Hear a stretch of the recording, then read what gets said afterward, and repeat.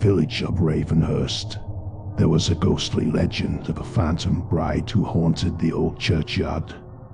The story goes that she was a beautiful young woman who had been set to marry a wealthy merchant in the village. On the day of her wedding, the bride waited eagerly at the church, but the groom never arrived. Distraught and heartbroken, the bride waited for hours, but to no avail. As the sun began to set, the bride lost all hope and threw herself off the church tower to her death. From that day on, the villagers claimed to see the phantom bride wandering the churchyard, her white wedding dress billowing in the wind. Some even claimed to have seen her face, twisted in a grotesque expression of rage and sorrow.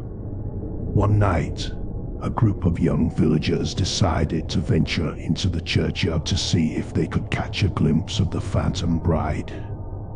Armed with only a lantern, they crept through the darkened graveyard, their nerves on edge. Suddenly, they heard the sound of a woman crying. Following the sound, they stumbled upon a figure in a white dress, standing by a grave. It was the phantom bride, her hair wild and her face twisted in agony. As they approached her, the phantom bride turned to face them, letting out an ear-piercing scream that sent shivers down their spines. The lantern flickered and went out, leaving them in total darkness. Panic-stricken, the group tried to run but found themselves trapped in the graveyard, with the phantom bride closing in on them. They huddled together, praying for a way out, but it was too late.